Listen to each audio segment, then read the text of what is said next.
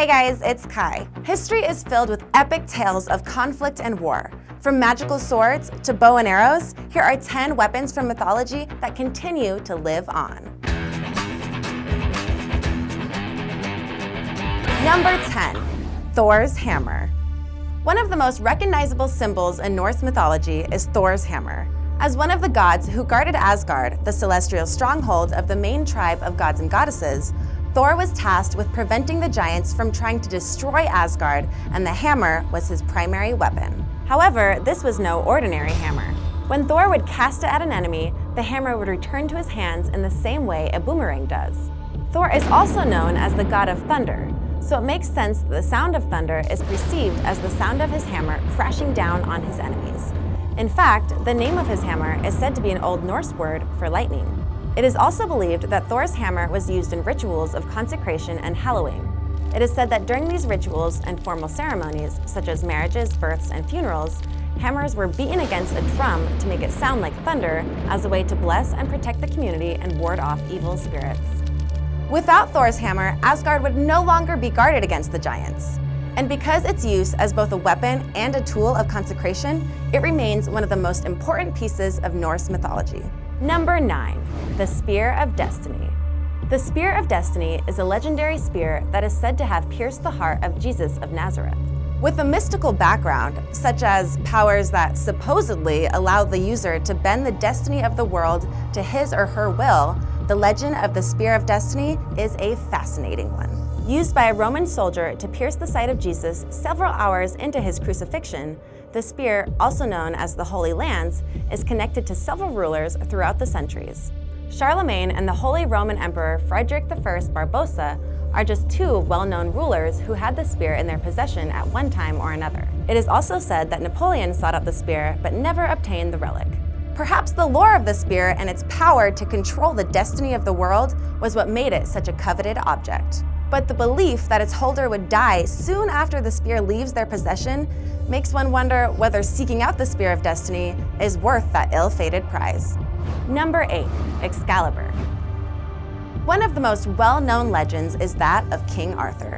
In 1485, Sir Thomas Malory published a story about Arthur, the legendary king of Britain. In the text, Malory described the magical sword that belonged to King Arthur called Excalibur. The sword was thought to have been given to Arthur by the Lady of the Lake at the request of Merlin, a magical advisor to the King Arthur. It is said that Arthur battled and killed his nephew using Excalibur. While laying mortally wounded, Arthur advised his knights to return Excalibur to the Lady of the Lake. One of his men threw the sword back into the lake where it was never seen again. One of the most interesting pieces of lore surrounding Excalibur are its magical qualities, which sometimes gets it confused with the other well-known story, the Sword in the Stone. As legend goes, only the person who is able to remove the sword from the stone is worthy of wielding it. However, the Sword in the Stone and Excalibur are said to be two separate weapons, but the mythical sword and the tale surrounding it remains one of the world's most well-known legends. And now for number 7. But first, let me know your favorite weapon in the comments below, and be sure to subscribe if you're new here and click the notification bell for more videos like these. Number 7, Aztec weapons. The ancient Aztecs were a mighty force, and as such had a number of different weapons used in combat. Quetzalcoatl, a mythological serpent being, is also the name of a weapon wielded by the Aztec god of war, Huitzilopochtli. Also known as the god of the sun and human sacrifice, the weapon used by him was said to represent the rays of the sun. However, because he was known as one of the most powerful Aztec gods, it would make sense that he would have multiple weapons at his disposal. Another weapon said to have been used by him was a spear thrower called atlatl. Used in longer distance combat, the weapon is essentially a stick with a handle on one end. The hook or socket on the opposite end is used to hold a dart, making it easier for the user to throw their weapons by using a flipping motion to propel the spear, faster and further than they would travel using such a tool. Crafted from yoke with a single-pointed obsidian flint, the atlatl propelled darts more powerfully than average bows and arrows, and similar tools are still used to this day. Number 6, ZEUS'S Thunderbolts. The first of the gods in Greek mythology, Zeus is often referred to as the father of gods and men. The sky god who controlled lightning, Zeus often used the lightning as a weapon. As the king of all gods, Zeus sat atop a golden throne on Olympus. But with his supreme power came a number of roles and responsibilities. Known as the Lord of Justice, he is also the god of sky and thunder, which he used to his advantage. Known for causing thunder and lightning when he got in a mood, Zeus's weapon of choice was Thunderbolts. In historical writings, Zeus was characterized as a carefree god who loved to laugh out loud. He was also said to be wise and merciful, but also unpredictable. He became the ruler of heaven and earth by revolting against his father. When his explosive temper got the best of him, he could produce a thunderbolt that was capable of destroying anything in his path. Other gods had to beware of him when he became angry because he would then combine both thunder and lightning to produce multiple thunderbolts as part of a large storm to overpower anyone in his way. As the ruler of heaven and earth, Zeus fathered many children, with both mortals and goddesses. Some of the most recognizable names on Greek mythology are offspring of Zeus, including Aphrodite, Persephone, Apollo, and Artemis, just to name a few. Number 5, the seven-branched sword.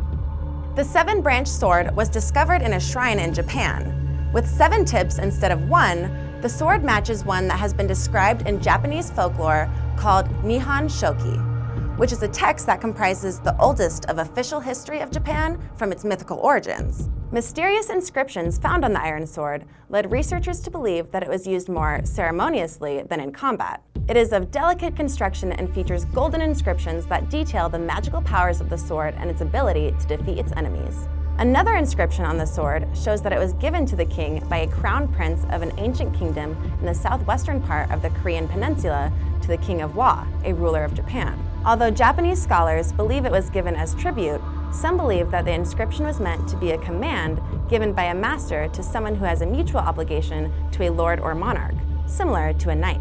Whatever the meaning of the inscriptions, this unique sword and the mythology behind it only makes it that much more intriguing. Number 4, Lord Vishnu's weapons.